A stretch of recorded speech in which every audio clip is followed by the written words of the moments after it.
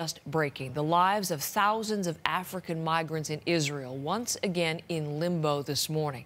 Just a day after announcing a UN deal that would resettle asylum seekers in Western countries like Canada, Israel's Prime Minister has just now canceled the agreement altogether.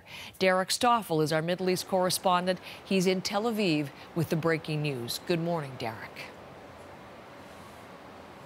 Good morning, Heather. Yes, indeed, the lives now uncertainty. There's much more uncertainty now for the lives of some 30,000 African migrants living here. This was quite a day, sort of period, 24 hours of whiplash. Yesterday, there was a press conference by Benjamin Netanyahu, which he announced a deal where some 16,000 of these migrants, asylum seekers, would go to Western nations. He mentioned Canada as a possibility. And then late at night last night, he on Facebook suspended the deal, and now he has canceled it altogether. Here is the statement from Netanyahu himself. He says, "I have listened carefully to many comments on the agreement. As a result, I weighed the advantages and disadvantages and decided to cancel the deal." Now, we do know the reason why. That's because the agreement, when it was announced yesterday, certainly caught members of his coalition government, including members of his own Likud party, off.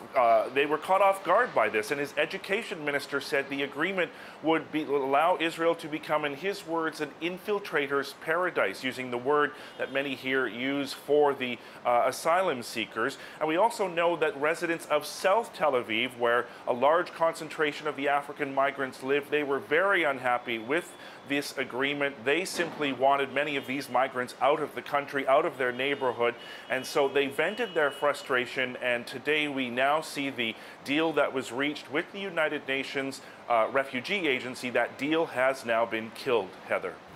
So, Derek, as you mentioned, there are 30,000 asylum seekers affected by this. You mentioned the word uncertainty. What, in more detail, does this decision by Netanyahu mean for them, and where might a country like Canada come in?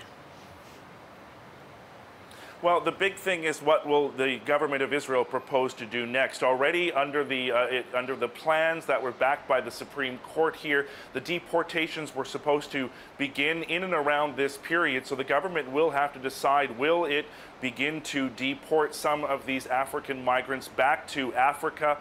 No country was ever officially named, but Rwanda was one place that was considered. And now, will the government go ahead with that? Or some of these migrants, including the men that I've been speaking to over the last couple of months, say they would rather go to an Israeli jail. So certainly a feeling of whiplash. There were celebrations by the migrants yesterday, and today we are already hearing that, deep disappointment as their fate, their futures remain very unclear. And of course, we do not know that, now more will. We've seen some end up in Canada, some Eritreans over the last couple of years, but all this is now certainly very uncertain when it comes to what happens next.